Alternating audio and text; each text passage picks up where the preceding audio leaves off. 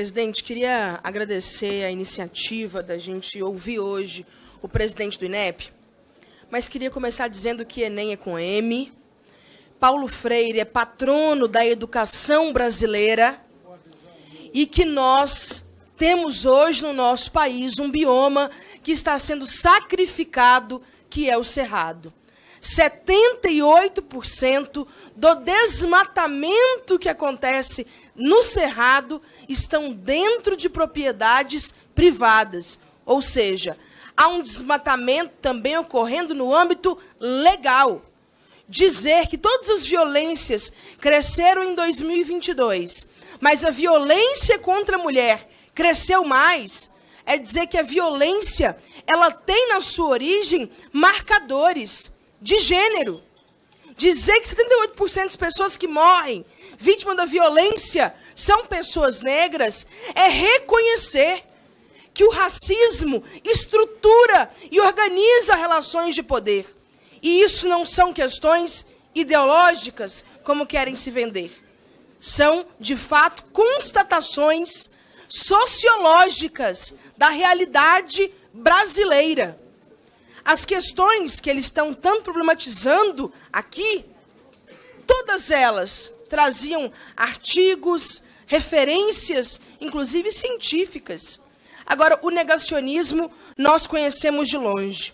Conhecemos de longe porque, infelizmente, no governo Bolsonaro, nós tivemos 5 presidentes do INEP. Um, inclusive, pediu demissão às vésperas de uma prova. Nós tivemos uma demissão em massa 15 dias antes da realização da prova do Enem. E o Bolsonaro chegou a dizer, inclusive, que a prova do Enem tinha mais a cara do governo. Foi isso que levou a mais de 30 pessoas pedirem demissão do INEP. No governo Bolsonaro, nós tivemos a prova mais elitizada da história do nosso país.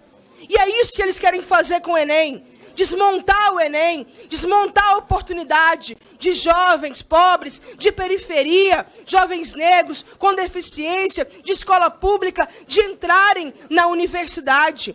Não é por acaso que nós tivemos tantas mudanças no Enem ao longo do governo Bolsonaro.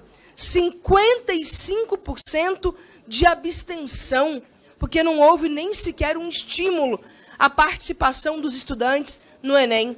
Por isso eu quero parabenizar também, presidente, a campanha que o INEP e o Ministério da Educação fez em rádios, televisões, buscando motivar os estudantes a fazerem a prova, uma ampla divulgação do período de inscrição, do período de realização da prova.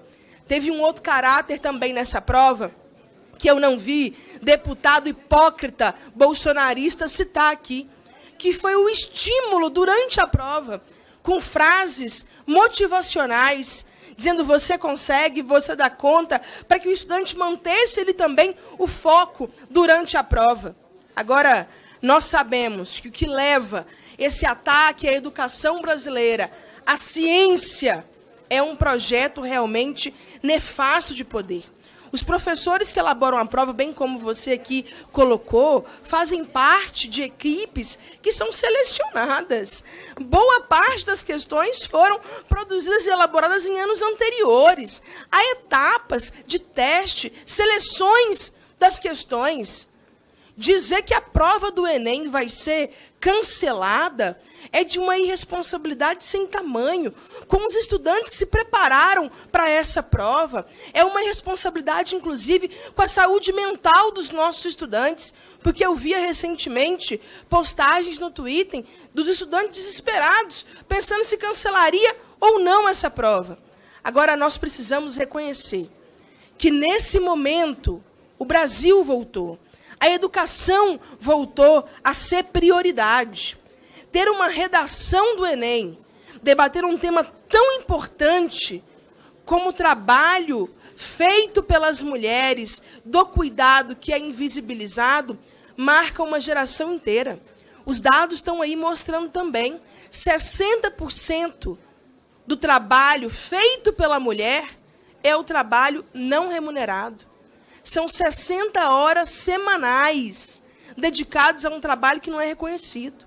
E se alguém tem dúvida, se alguém acha isso é cunho ideológico, basta ir num hospital, presidente. E eu conversava com médicos que gostaram muito do tema dessa redação, porque eles diziam a diferença que tem quando uma mulher está doente, que tipo de acompanhante que ela tem, e quando um homem está doente, quem são os acompanhantes que estão lá. Porque há, inclusive, um abandono das mulheres quando estão internadas. E isso dados também comprovam. É muito importante, presidente, que o INEP seja fortalecido, reconhecido e que a gente possa acalmar os estudantes brasileiros de que o Enem continua e que não vai ser desmontado como eles querem, porque a universidade vai cada vez mais se pintar de povo. Nós vamos democratizar o acesso à educação e seguir transformando vidas. Muito obrigada.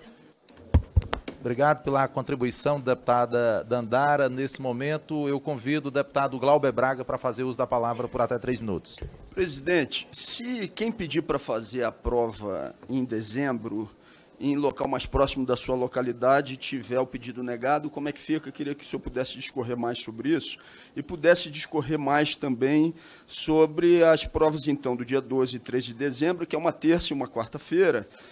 Dia de trânsito mais complicado, parte dos candidatos tem jornada de trabalho. Se o senhor pudesse também discorrer um pouco mais sobre a organização da prova nesses dias que, evidentemente, é a preocupação de milhares de pessoas. Agora, sobre o tempo que a gente perde com a bancada reacionária, é uma enormidade. Não adianta, presidente, eles vão querer dobrar o senhor de forma violenta. Não adianta o senhor dizer que não tem responsabilidade direta na formulação da prova. Se tiver uma prova ou uma questão que discorra sobre um texto da Organização Mundial de Saúde falando sobre elementos eficazes para o enfrentamento da Covid-19, eles vão querer o quadradinho ali, o espacinho para marcar com cloroquina. E se não tiver, eles vão achar ruim. Se tiver uma discussão filosófica e científica de demonstração com um texto de que a Terra é redonda, não adianta. Eles vão querer o espacinho para poder ter a marcação da opção de terra plana. É uma característica dessa turma da bancada reacionária. Se tiver uma questão que discuta a realidade brasileira e o que foi o golpe de 64, eles não vão aceitar. Eles vão fazer questão, independentemente de quem seja o texto, de tentar dobrar o INEP para a determinação de que não houve um golpe em 64 no Brasil. E o que eles querem fazer com a questão 89 é a mesma coisa. Independentemente da formulação do texto, eles querem que tenha lá um espaço de resposta que diga que o agro é pop e o latifúndio é maravilhoso. Se não tiver isso, eles também não ficarão satisfeitos. Infelizmente, essa é uma realidade da política brasileira com a qual a gente tem que lidar. Mas é fato que nós não podemos nos dobrar às ações violentas deles e nem às tentativas de intimidação. Então, a minha solidariedade ao senhor nesse momento em relação aos ataques vis que a gente teve que presenciar hoje nessa comissão de educação, mas que a gente não se dobre àquela que é a posição dos reacionários de plantão que querem fazer com que as suas teses prevaleçam com violência. Obrigado pelas contribuições, deputado Glauber Braga. Nesse momento, vamos convidar... antes de convidar aqui o deputado Tarcísio